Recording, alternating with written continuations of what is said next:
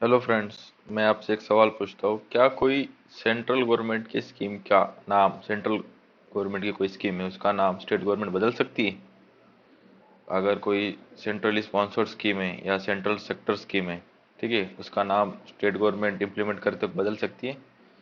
तो ऐसी ही कुछ न्यूज़ आई है। आंध्र प्रदेश ने एक स्कीम का नाम बदला है, वेस्ट बंगाल ने भी उसी का नाम बदला है। देखते क्या न्यूज़ है। As Andhra Pradesh alters the PMAY scheme name, centre puts 4,000 crore funds on hold. ठीक है, एक स्कीम का नाम बदला है तो उसके ऊपर सेंटर ने 4,000 करोड़ का इनका फंड रोक के रखा है। Andhra Pradesh government decision to add the ruling YSR Congress party's imprint on the union government flagship rural housing scheme Pradhan Mantri Awas योजना ग्रामीण। ठीक है, उसका उन्होंने YSR कांग्रेस की वहाँ पे जो गवर्नमेंट है आंध्र प्रदेश में, वहाँ पे उन्होंने बोला है कि हम इसका नाम चेंज करेंगे रूरल हाउसिंग स्कीम में प्रधानमंत्री आवास योजना। ठीक है, ग्रामीण, PMAY। ठीक है, ग्रामीण। रिब्रांड इट एज अ प्रधानमंत्री आवास योजना YSR was providing cost for the state. तो क्या नाम रखा है इन्होंने बदल के? प्रधानमंत्री आवास योजना YSR। ठीक है, तो बदल सकती है। ठीक है, लेकिन किसका बदल सकती है? सेंट्रली स्पॉन्सर्ड स्कीम का ही बदल सकती है, ये बात याद रखिए। सेंट्रल सेक्टर, अभी दोनों का डिफरेंस बताऊंगा मैं आपको आगे।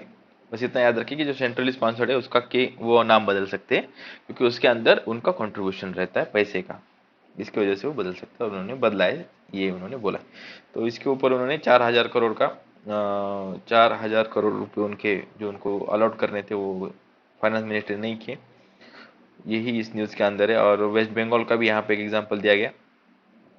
Identical violation in the West Bengal where the state government rebrand the scheme as Bangla Awas Yojana. इसी स्कीम को उन्होंने बांग्ला आवास योजना किया है। Central has not been release, central fund has not been release since 2022। तो 2022 से इनको तो फंड ही नहीं दिया गया स्कीम के अंदर, जितना सेंटर का शेयर होता है उसके हिसाब से। ठीक है, अभी देखेंगे सेंट्रल सेक्टर स्कीम क्या होती है और सेंट्रली स्पॉन्सर्ड स्कीम क्या होती है। Central sector scheme are entirely funded and implemented by central government. ठीक है, सेंट्रल सेक्टर जो स्कीम होती है वो एंटायरली, मतलब पूरी तरफ से funded and implemented by central government. Machinery, वही पैसे देंगे और उनकी मशीनरी उसको इम्प्लीमेंट करेगी। While the centrally sponsored schemes are partially funded by both centre and the state governments and implemented by the state government. ठीक है, सेंट्रल सेंट्रली स्पॉन्सर्ड स्कीम जो होगी, सेंट्रली स्पॉन्सर्ड स्कीम, उसमें इम्प्लीमेंटेशन स्टेट गवर्नमेंट करेगी, मतलब उसको लागू ground ground पे उसको इम्प्लीमेंट स्टेट गवर्नमेंट करेगी और फंड उसमें शेयर होगा। ठीक है, एक ही फंड नहीं होगा उसके अंदर। Central government schemes are mainly formulated on the subjects from union list. Central sector की जो स्कीम है जिसके अंदर पूरा सेंटर ही पैसा देता है, वो ज़्यादा करके यूनियन लिस्ट के अंदर होती है। While the centrally sponsored schemes are partially supported by the federal government and implemented by the state government. ठीक है, स्टेट की जो गवर्नमेंट है वो उनको सपोर्ट करेगी और उसके अंदर वो कंट्रीब्यूशन भी करेगा और सेंटर कुछ भी कंट्रीब्यूशन करेगा। ज़्यादा करके 60-40 होता है और हिली स्टेट के अंदर, हिली स्टेट जो होते हैं वहाँ पे 90-10 होता है। ठीक है, ये ऐसा कुछ कन्वीन ये नहीं है यही होगा बोल के, स्टैट्यूटरी लॉ नहीं है, लेकिन मैं बस आपको ऐसे बोल दे रहा हूँ। ठीक है, तो ये जो PMAYG ये जो स्कीम है वो सेंट्रली स्पॉन्सर्ड स्कीम है। ठीक है, इतना बात क्लियर होगी आपको। तो आज की डेट है 6 नवंबर 2023। देखते हैं आज के द हिंदू में क्या है। फर्स्ट न्यूज़ तो देख लिया अपन ने। उसके बाद यहाँ पे निजर skilling Indian envoy ask Canada for the proof. तो जो खालिस्तान सपोर्टर हरदीप सिंह निज्जर था, उसको अपन ने कनाडा की सॉइल पे जाके मारा, ऐसा कनाडा का बोलना है कि इंडियन के एजेंट से उन्होंने वहाँ उसको शूट किया। तो उसके ऊपर इंडिया के जो एनवाय उन्होंने बोला कि प्रूफ दो, इतना बोल रहे हो आप इतने दिनों से सब लोगों को बुला बुला के, तो आप प्रूफ दो। उसके ऊपर इन्होंने ये बात की। इसके आगे भी एक न्यूज़ आएगी, उसको थोड़ा देखेंगे उसके अंदर क्या है। ठीक है, तो यहाँ पे और एक न्यूज़ है, leave benefits for woman in arm forces made uniform.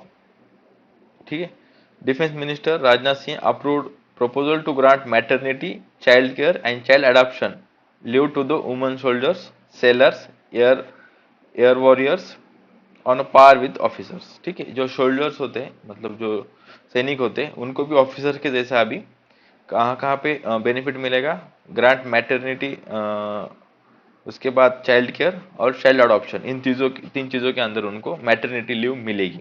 ठीक है, पहले साली ऑफिसर को मिलती थी, अभी सोल्जर्स को भी मिलेगी।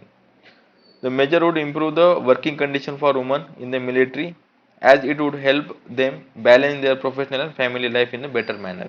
At present, the women officer get maternity leave of 180 days with full payment for each child, subject to the maximum of 2 child. दो बच्चे अगर उनको होते तो उनको 180 डेज तक लीव मिलेगी। And child care leave of 360 days is granted in the total service career, 180 plus 180 360 हो जाएगा। Subject to the child being less than 18 years of age to woman officer. अभी जो इस केस में जो अडॉप्ट करता है तो उसमें ये उन्होंने रखा है कि वो 18 ईयर्स के अगर छोटा होगा तो आपको लीव दी जाएगी, अगर वो अडॉप्शन के बाद में होता है, अडॉप्शन के हिसाब से अगर आपने चाइल्ड को अडॉप्ट किया है तो। ठीक है, child adoption leave of 180 days is granted after the date of valid adoption of a child below the 1 year of age. 1 year से छोटा बच्चा होगा तो आपको 180 डेज की उसको चाइल्ड केयर की आपको ये दी जाएगी, लीव दी जाएगी। In line with the government Modi's Narendra Modi's government commitment toward the utilising the Nari Shakti, the women's power, the three services have been spearheaded a paradigm shift with including the woman soldier as a sailor warriors. And ये इन्होंने बोला है कि जो नारी शक्ति जो scheme है सेंट्रल गवर्नमेंट की, उसके हिसाब से हम इसके ऊपर स्टेप ले रहे हैं और उनको लीव दी गई है। इन 2019 a significant milestone was achieved through the recruitment of women in the Indian Army as a soldiers in the corps of military police। ठीक है, मिलिट्री पुलिस के अंदर, कॉप्स ऑफ मिलिट्री पुलिस के अंदर इनको सोल्जर्स को अडॉप्ट 2019 में किया गया था। कॉप्स ऑफ मिलिट्री पुलिस क्या होता है? It is the military police of an Indian army. ये इंडियन आर्मी की मिलिट्री पुलिस होती है। In addition to the corps of military police is trained to handle the prisoners of war and to regulate the traffic as well as to handle the basic telecommunication equipment such as the telephone exchanges। ठीक है, इन सारी चीजों के लिए इसको बनाया जाता है corps of military police, CMP। ठीक है, याद रखिए इसको। 2019 में इसके अंदर शोल्डर्स की इन्होंने रिक्रूटमेंट चालू कर दी थी। ठीक है, इतना ही है फर्स्ट न्यूज में। उसके बाद यहाँ पे एक मस्त आर्टिकल है नेट अर्बन लाइफ से रिगार्डिंग।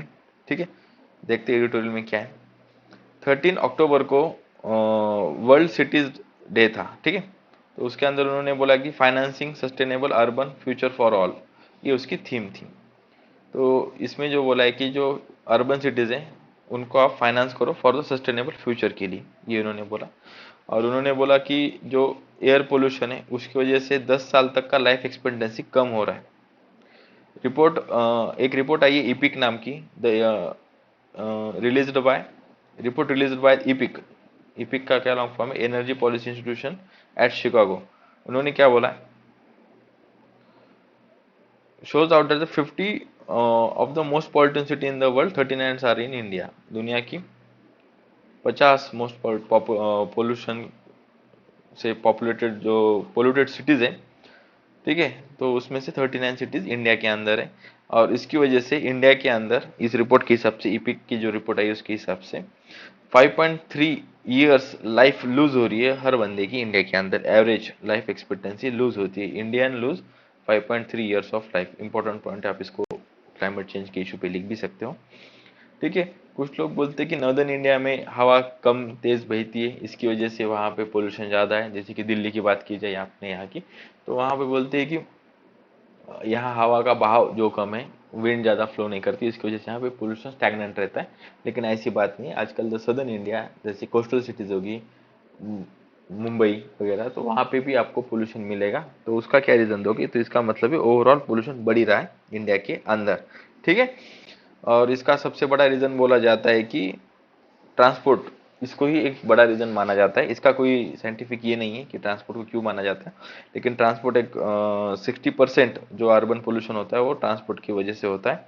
ठीक है, तो इसकी वजह से गवर्नमेंट को गाइडलाइन देनी चाहिए ट्रांसपोर्टेशन की रिगार्डिंग, और जो कंस्ट्रक्शन वर्क होता है उसके ऊपर भी उन्होंने काम करना चाहिए।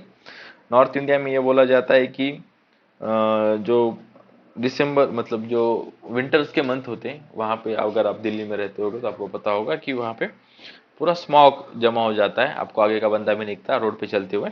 ठीक है। तो वो बोलते हैं कि पराली जलाने की वजह से होता है। पराली मतलब जो पैडी स्ट्रॉ होता है, हरियाणा और पंजाब के लोग उसके जलाने की वजह से उसका धूल आके फिर यहाँ पे स्मॉग होता है, ये उन्होंने बोला है। लेकिन इसके अंदर भी ट्रांसपोर्टेशन का कोई इन्होंने जिक्र नहीं किया। तो ये हो गया एक रीजन। बाकी के भी रीजन भी है, जैसे कंस्ट्रक्शन हो गया, ये हो गया, उसकी वजह से भी वहाँ पे पोल्यूशन हो रहा है, लेकिन उसके ऊपर किसी ने ध्यान नहीं दिया गया। ठीक है। तो आपने को इसके शिफ्ट करना चाहिए, इनको कोई सब्स्टिट्यूट आपने को सोल्यूशन देना चाहिए पराली जलाने वाले फार्मर्स को, ये उन्होंने बोला है। इंडिया के अंदर जो ऑटोमोबाइल मार्केट है उसकी अभी वैल्यू $100 बिलियन है, और वो 160 बिलियन डॉलर्स हो जाएगी 2027 तक, जो कि 8.1% ग्रोथ होगी, ये इन्होंने बोला है। तो इसकी वजह से भी पोल्यूशन बढ़ रहा है। अगर आप कंस्ट्रक्शन एक्टिविटीज पे ध्यान दोगे तो आपको समझ में आएगा कि दिल्ली के अंदर जो 10% पोल्यूशन है वो तो कंस्ट्रक्शन एक्टिविटीज के वजह से हो रहा है। ठीक है। तो इसको कोई मॉनिटर नहीं करता कंस्ट्रक्शन एक्टिविटी को, और जो सिटीजन्स होते हैं उनको कोई पूछता नहीं, वो सिर्फ एक बाय स्टैंडर्ड्स रहते हैं, वहाँ पे खड़े रहते हैं, उनके ऊपर बस पॉलिसी थोप दी जाती है, जैसे कि ऑड इवन वगैरह की जो पोल्यूशन रिगार्डिंग पॉलिसी है वो थोप दी जाती। उनका उन पे कोई उनके डिसीजन पॉलिसी फॉर्मेशन में उनका कोई स्टेक नहीं होता है अर्बन सिटीज के अंदर। ठीक है। और फिर राइटर एक सोल्यूशन देते हैं कि आप पब्लिक ट्रांसपोर्ट को यूज करो। जैसे कि आप एक दिन ये करो कि उसके अंदर सब लोगों को पब्लिक ट्रांसपोर्ट यूज करना पड़ेगा, ज़्यादा से ज़्यादा पब्लिक ट्रांसपोर्ट अवेलेबल करा के दो। ठीक है। अभी एग्जांपल दिया उन्होंने कि 10 लाख बसेस चाहिए अपने को अगर अर्बन मोबिलिटी को पब्लिक ट्रांसपोर्ट पे लाना है तो। उसके बाद उन्होंने एक एग्जांपल दिया कि Jawaharlal Nehru national rural urban renewable mission, Jawaharlal Nehru national urban rural mission massive massive city modernisation scheme है ये। ठीक है। मिनिस्ट्री ऑफ अर्बन डेवलपमेंट के अंदर आती है। तो इसके अंदर आप इन्होंने बोला है कि आप इसको आप यूज करके क्लीन एनर्जी की तरफ इसको लेके जाओ तो अब आपका पोल्यूशन कम होगा। ठीक है। उसके बाद जो प्राइवेट व्हीकल ज़्यादा चलाते हैं उनके ऊपर आप कंजेशन टैक्स लगाओ, क्योंकि आपकी वजह से कंजेशन हो रहा है, रोड के ऊपर ट्रैफिक बढ़ रही है। ठीक है। तो उसकी वजह से वो प्राइवेट व्हीकल को डिमोटिवेट हो जाएगी यूज़ करना, और वो पब्लिक व्हीकल्स को यूज़ करेंगे, ये इन्होंने बोला है। ठीक है। सिटी लीडर्स हो गए, चीफ मिनिस्टर्स हो गए, उन्होंने एक दिन तो भी एटलीस्ट पब्लिक ट्रांसपोर्ट का यूज़ करना चाहिए। इसके वजह से एक एग्जाम्पल सेट हो जाए लोगों के बीच में कि यार नहीं, we should use public transport. ठीक है। ये उन्होंने बोला है यहाँ पे। दिल्ली का एक उन्होंने एग्जांपल दिया है जो कि 4 पैरामीटर्स पे एयर क्वालिटी को मेजर्स करते हैं। ग्रेडेड रिस्पॉन्स एक्शन प्लान उसको बोलते हैं अपन, GRAP, graded action response plan, यहाँ पे देखिए। एंड ये एंटी पोल्यूशन के लिए मेजर है, और इसके अंदर 4 डिफरेंट सेट्स है जो आपको टाइम टू टाइम बताता है कि इन्वायरमेंट में अंदर कितना पोल्यूशन है, किस किस परसेंटेज का कितना पोल्यूशन है। इसी को यूज करके अपन एक स्टैंडर्ड ऑपरेटिंग प्रोसीजर बना के उसको अपन इम्प्लीमेंट कर सकते हैं बाकी सिटीज के अंदर, जो अपने को रियल टाइम मॉनिटरिंग करेगा इंडस्ट्रियल पोल्यूशन कितना है कितना नहीं है। ठीक है।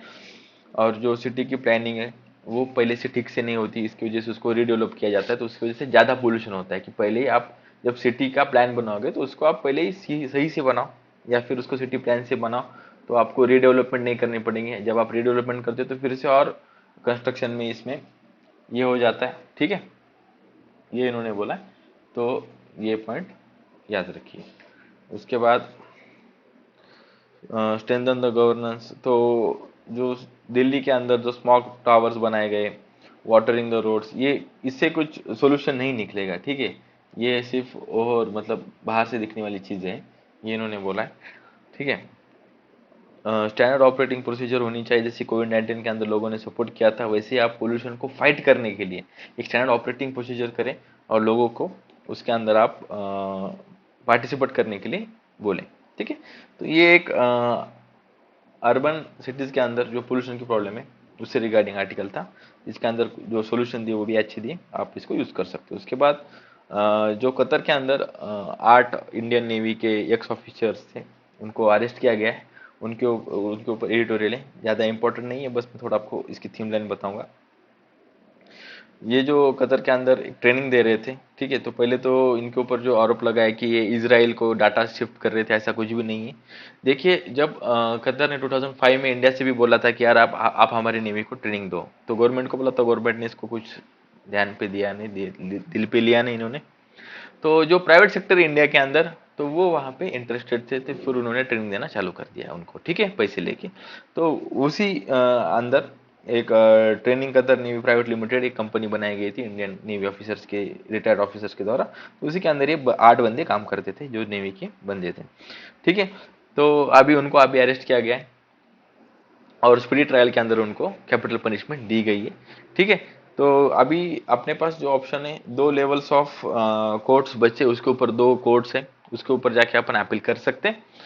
और एक्स्ट्राडिशन ट्रीटी अपन ने कतर के साथ साइन की, लेकिन इस एक्स्ट्राडिशन ट्रीटी का एक दिक्कत है कि इसके अंदर ये प्रोविजन नहीं है कि किसी को कैपिटल पनिशमेंट हो जाए तो उसको अपन वापस ला सकते हैं अपने देश के अंदर, ठीक है, वो प्रोविजन नहीं है। तो इसके अंदर वो बैठेगा नहीं। इसके लिए अपने पास बस अभी ये 2-3 ऑप्शन है। पहले तो अपन अपील करेंगे ऊपर के कोर्ट के ऊपर, पूरा लॉयर्स वगैरह लगा के। दूसरी बात, अपन वहाँ के जो लीडर्स है, रूलर है, उनसे बात करके high level diplomatic relation, high level diplomatic level के ऊपर तो कोई दया याचिका वो पास कर दे, या फिर वो दोनों ही कोर्ट के अंदर पास होने के बाद जब रूलर के पास अपन क्लीमेंसी मतलब क्षमा याचना पिटिशन डालेंगे तो वो शायद माफ कर देंगे, क्योंकि वो ऐसे अच्छे दिल वाली बात बन जा। ये इन्होंने इसके अंदर बोला है, ठीक है, बाकी कुछ भी नहीं इसके अंदर। यहाँ पे न्यूजीलैंड की एक सिस्टम दी गई है, mix number proportion. Mix number proportion बहुत ही इंपॉर्टेंट है, ध्यान से सुनिए, ये आपको बहुत काम आएगी आपकी स्टडीज के अंदर। अगर जब आपको इलेक्शन से रिगार्डिंग या फिर किसी भी GS2 से रिगार्डिंग जो टॉपिक है उसके अंदर ये आपको काम आएगी। तो इसमें क्या बोला गया है, mixed mix number proportional system, ठीक है। तो पहले ना ये सिस्टम क्या है वो जानेंगे। इसके अंदर क्या होता है, समझो 120 वोट्स है, 120 सीट्स है। तो फर्स्ट पास द पोस्ट जो सिस्टम होता है इंडिया के अंदर, फर्स्ट पास द पोस्ट, इसके अंदर क्या होता है, आप और मैं खड़े हैं, ठीक है, we both are contesting election, और आप हार गए, ठीक है। तो आपकी हार मेरी जीत कैसे तय होती है कि समझिए मेरे को 31% ऑफ वोट्स मिले, ठीक है, और आपको मिले 30% ऑफ वोट्स, और जो बाकी के 4-5 कैंडिडेट है उनको बाकी के वोट्स मिल गए, ठीक है, परसेंटेज में। अभी इसमें मेरे को तो पूरा बहुमत नहीं है, I didn't get a 50% plus votes to win, but I get a more, मतलब सबसे ज्यादा मेरे को वोट मिले 31%, तो आई विल विन। तो ये होता है फर्स्ट पास द सिस्टम। तो इसमें आप बोलोगे यार तो 71% तो आपके खिलाफ वोटिंग हुई है ना, ठीक है। तो ध्यान से सुनिए, फर्स्ट पास पोस्ट सिस्टम में जो सबसे ज्यादा वोट लेके आएगा वो जीते विजेता हो जाएगा। इसमें ये नहीं देखा जाता कि आपके ऑपोजिशन में कितना वोट गिरा है, इसमें ये देखा जाएगी कि आपको कितना, आपको सबसे ज्यादा मिला है, ठीक है। तो अभी जो मिक्स नंबर प्रोपोर्शनल सिस्टम है, इसके अंदर अगर 120 सीट्स होंगे तो जो 72 सीट्स होंगे, ये न्यूजीलैंड का एग्जांपल दिया उन्होंने, उसके अंदर 120 सीट्स है तो उसमें 72 सीट्स है वो इलेक्टोरल सीट्स है। इसका मतलब डायरेक्ट कैंडिडेट को सिलेक्ट किया जाएगा जनता के द्वारा, वो जाएंगी वोट करके आएंगी और ये हमारा कैंडिडेट है, हमारा नेता कैसा हो तो ये ऐसा हो, तो उसको हम डायरेक्ट वोट करके आएंगे, ठीक है। और जो 48 सीट्स है, 72 जाने के बाद 120 में से 48 बचते हैं, ठीक है। तो जो 48 सीट्स है वो पार्टी सीट्स है। क्या मतलब है इसका, इसका मतलब ये है लोग जाके पार्टी को वोट करके आएंगे कि भाई हमें शिवसेना चाहिए, नहीं नहीं हमें AIDMK चाहिए, नहीं नहीं हमें BJP चाहिए, नहीं नहीं हमें ये चाहिए, तो डायरेक्ट पार्टी को वोट करेंगे। और पार्टी क्या करेगी, 48 सीट्स के नॉमिनेशन के बंदों के 48 के नाम इलेक्शन से पहले ऐसे इन पैनल करके रख देंगे, लिस्ट उनकी लोगों के सामने कि भाई ये हमारे बंदे। अगर हमारी पार्टी को वोट मिलता है जितना परसेंटेज मिलेगा, समझो अभी 48% है तो इसमें के अंदर कांग्रेस को 2% मिला, BJP को 4% मिला, ठीक है, बाकी पार्टी को 1-2 ऐसा मिला के 100% हो गया, ठीक है। तो इसके अंदर 2% मतलब 48 के 2% सीट्स जितनी होगी उतनी सीट्स कांग्रेस को अलॉट की जाएगी। तो कांग्रेस की लिस्ट के हिसाब से एक बंदा आ गया तो पहले बंदे का ना उसमें चले जाएगा, ठीक है, ये लिस्ट बनाई जाएगी इसके अंदर। तो ये बोल रहा है राइटर कि यार इसको आप इंडिया के अंदर ये करो, क्यों करो, कि उन्होंने एग्जांपल दिया है फिर ओडिशा का। ओडिशा के अंदर साइमल्टेनियस इलेक्शन होने वाले इस साल, साइमल्टेनियस इलेक्शन होने वाले इस साल। इसका मतलब ये नहीं है कि इलेक्शन कमीशन कर रहा है, ये बस सहयोग की बात है। वहाँ पे लोकसभा और स्टेट असेंबली के एक दिन ही, एक साथ ही, एक ही पीरियड में इलेक्शन हो गए। तो 2019 में भी ऐसे ही इलेक्शन हुए थे। तो वहाँ पे अपने को स्प्लिट वोट मिला था। स्प्लिट वोट देखने का मिलने का मतलब ये होता है कि वहाँ की जनता ने स्टेट असेंबली के लिए बीजू जनता दल, ठीक है, इनको वोटिंग दी। वहाँ पे जो लोकल लीडर्स है उनको वोटिंग दी, और जो लोकसभा है उनके लिए उन्होंने नेशनल पार्टी को वोटिंग दी, जैसे कि कांग्रेस, बीजेपी, ठीक है, इनको उन्होंने वोटिंग दी। तो जनता तो जागरूक है, तो इसके बहुत सारे फायदे भी है अगर अपन मिक्स नंबर प्रोपोर्शनल सिस्टम इसको इंप्लीमेंट करते हैं। फर्स्ट तो स्प्लिट, फर्स्ट क्या है, split vote system allow for the more localized accountability of elected representative, they can't be just right party waves, ठीक है। अगर इसके अंदर जो इलेक्टोरेट पार्टी से जो बंदे आ रहे और जो इंडिविजुअल, मतलब खाली बंदे के लिए जो वोट हो रहा है, ये दो फर्क तो समझ गए आप। तो इसके अंदर जो मोदी लहर आई थी ऐसा बोलते हैं 2014-2019 के अंदर, तो वो इन्फ्लुएंस नहीं करेगी जब आपको पता है यार पार्टी को भी अपन वोट कर सकते हैं और अपन बंदे को भी वोट कर सकते हैं। तो कुछ बार बंदा पसंद, कैंडिडेट पसंद नहीं आता अपने को, अपन बोलते हैं यार ये सही नहीं है लेकिन पार्टी अच्छी है, तो आपके पास ऑप्शन है, आपके लोकल प्रॉब्लम के लिए आप आपके हिसाब से वोट करो, और जो पार्टी के हिसाब नेशनल प्रॉब्लम से उसके हिसाब पार्टी को वोट करो। तो वो वहाँ पे दिक्कत ये नहीं रहती, ठीक है। दूसरी बात, यहाँ पे पॉलिसी फोकस रहता है। Party doesn't need to concentrate on individual candidate winnability. They can emphasize on the policies and ideologies to garner party votes, ठीक है। तो हर बंदे के ऊपर कौन सा कैंडिडेट को खड़ा किया है उसके ऊपर उनको काम करने की जरूरत नहीं, उनको अपना एक मैनिफेस्टो बनाएंगे, वो उसके ऊपर वो काम करेंगे, ठीक है। उसकी वजह से उनका पॉलिसी पे फोकस रहेगा। थर्ड क्या है, it improve the representation of woman. फिर वहां पे उन्होंने एग्जांपल दिया कि न्यूजीलैंड के अंदर ये सिस्टम आने से पहले 21% वुमेन्स का रिप्रेजेंटेशन था 2093 के थी तक। जब जब से इसको अपन लाए तो 15% एमपीज वहां पे वुमेन्स हो गई। तो इसमें ये इन्होंने इसके स्टडी पे बोला है कि अगर इसको इम्प्लीमेंट करते हो यार तो आपका वुमेन्स का रिप्रेजेंटेशन भी बढ़ जाएगा, ठीक है। ये बात उन्होंने बोली है। उसके बाद उन्होंने बोला है कि ये इनहांस करेगा democracy by letting the voters express their diverse range of political preferences without wasting their vote. सही बात है। इसके वो डेमोक्रेसी को एनहांस कर सकते हैं, जैसे कि उनको कैंडिडेट पसंद नहीं लेकिन उनको पार्टी पसंद है, तो पार्टी को वोट करके डेमोक्रेसी को ये कर सकते हैं, यूज कर एक्सपांड करेंगे और उससे अवेयरनेस बढ़ेगा, ये इन्होंने बोला है। सही बात है, ठीक है। उसके बाद the system provide the flexible allowing voters to select their best candidate party combination according their beliefs. Both the party candidates are chosen by voters manually exclusive manner of no effect on each other. तो ये separate election होगा, इससे एक दूसरे को effect नहीं होगा candidate और पार्टी के ऊपर। इंट्रोडक्शन ऑफ मिक्स्ड नंबर, क्या है इसका, मिक्स्ड मेंबर प्रोपोर्शनल, ठीक है, mix member proportional.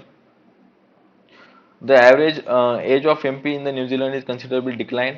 47.3 years in the 2020 election had been possibly because of the new barriers for the young politicians to spring split vote choices, ठीक है। इसकी वजह से इन्होंने बोला है कि जो पॉलिटिक्स में एंटर करने के लिए, अगर आपको कल पीएम बनना है तो एंटर करने के लिए बहुत सारे बैरियर्स हो गए, आपको पार्टी का टिकट चाहिए, ये चाहिए, तो ये छोड़ के आप डायरेक्ट कंटेस्टेड कर सकते हो इसके। जिन्होंने बोला है कि इसकी वजह से एवरेज एज है मेंबर ऑफ पार्लियामेंट का वो कम हुआ है, ठीक है। तो ये नंबर, ये जो न्यूजीलैंड का सिस्टम है मिक्स्ड मेंबर प्रोपोर्शनल, ठीक है, मिक्स्ड मेंबर प्रोपोर्शनल एमएमपी, इसको आप याद रखिए, इसको आपकी स्टडी में यूज कर सकते हो, आंसर में राइट कर सकते हो, ठीक है। इसमें दो वोट होते हैं, एक पार्टी वोट होता है, एक कैंडिडेट वोट होता है, ओके। तो इसी आर्टिकल में इतना ही। उसके बाद यहाँ पे एक आर्टिकल है, the losses to the Afghan farmers after Taliban ban poppy. देखो तालिबान का जब से कब्जा हुआ है अफगानिस्तान के ऊपर, कब्जा मतलब जब से वो पावर में आए तब से वो शरिया लॉ इंप्लीमेंट करे। शरिया लॉ के अंदर आप पॉपी मतलब गांजा, गांजा की आप खेती नहीं कर सकते, तो उन्होंने वहां पे उनको बैन कर दिया गया, उन्होंने उसकी खेती को पूरा बैन किया गया। और उन्होंने बोला है कि Afghanistan was the world's biggest opium producer when the Taliban seized the power in August 2021 में अगस्त के वो वर्ल्ड के सबसे बड़े ओपियम प्रोड्यूसर थे। They pledged to wipe out the country's drug cultivation industry and impose the formal ban in April 2022। तो अप्रैल 2022 में उन्होंने फॉर्मल बैन लगाया, तब से उनको $1 मिलियन का उनको नुकसान हुआ है उनके फार्मर्स लोगों को अफगानिस्तान के अंदर की, ठीक है। ये न्यूज़ अपन देख चुके हैं कि उन्होंने बोला है कि एविडेंस दो, कनाडा को बोला है, अगर निज्जर की किलिंग हुई है तो उसके ऊपर उन्होंने एविडेंस मांगा है। ठीक है। Bhutan king to meet the PM today, Assam border to project on agenda. ठीक है, पहले ना दो चीजें देखिए। भूटान के फिफ्थ किंग आ रहे, ठीक है, उनका नाम अपन देखेंगे।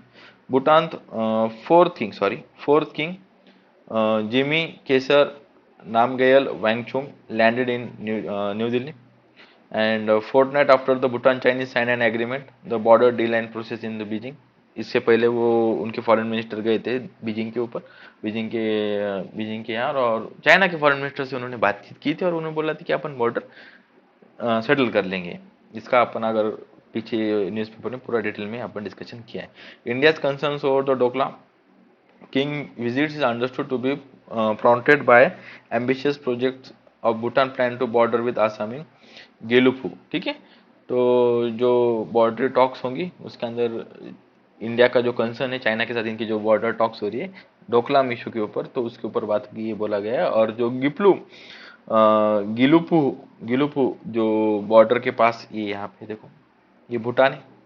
ठीक है, ये भूटान है और यहाँ पे गिलुपू है, ये स्टेट डिस्ट्रिक्ट है इनका, तो उसको डेवलप करने के लिए बातचीत होगी, ये इन्होंने बोला है।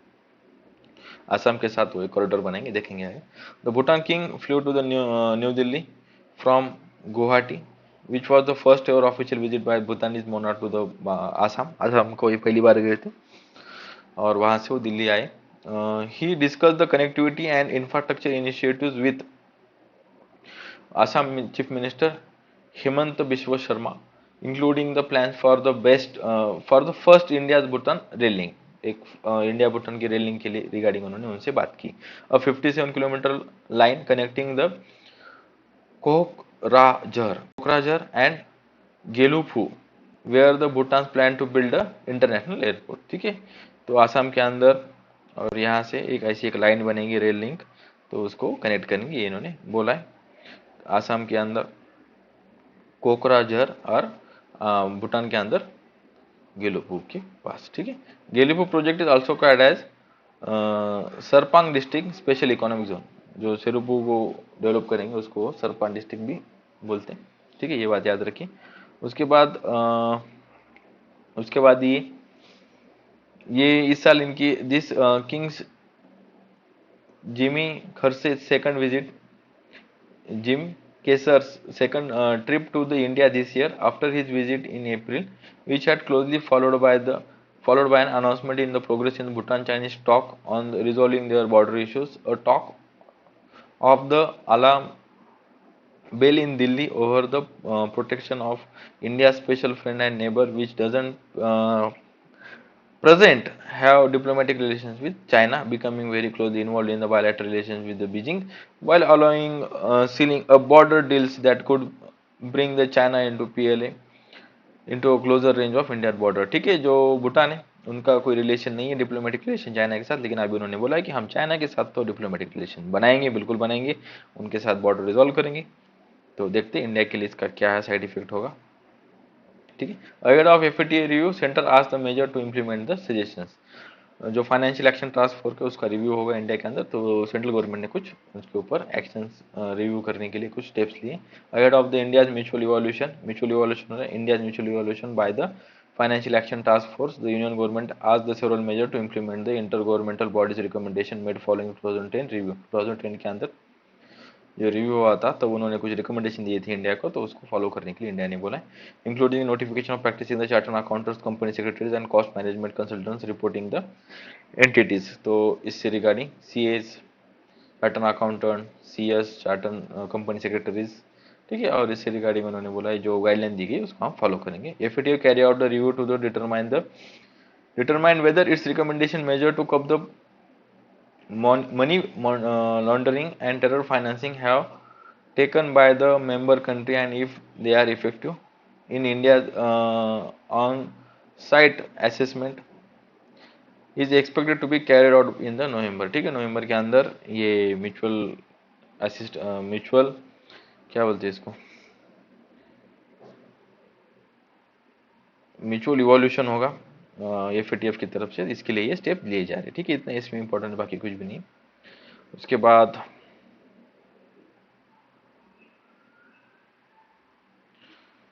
यही अफगानिस्तान से रिगार्डिंग न्यूज़ है कि 95% जो पॉपी ग्रोथ है वहाँ पे डिक्लाइन हो गई है। इसको किसने रिपोर्ट किया? United Nations office on drug and crime. तो ये तो ऑफिशियल हो गया एकदम से, ठीक है, इतना याद रखिए। उसके बाद इसराइल के एक मिनिस्टर ने बोला था कि हम गाजा के ऊपर न्यूक्लियर का वेपन्स का यूज़ करेंगे। तो इसी ऑप्शन को इसराइल ने बोला है कि ऐसा कुछ भी नहीं करेंगे हम। वो जो मिनिस्टर है उनकी बात को हम सपोर्ट नहीं करते। अगर आपको इसका पीडीएफ चाहिए तो आप स्वैग यूपीएससी ओनली बोल के टेलीग्राम के ऊपर चैनल है, उसको सर्च कीजिए और इसको ज्वाइन कीजिए और इस वीडियो को शेयर कीजिए। ठीक है, थैंक यू।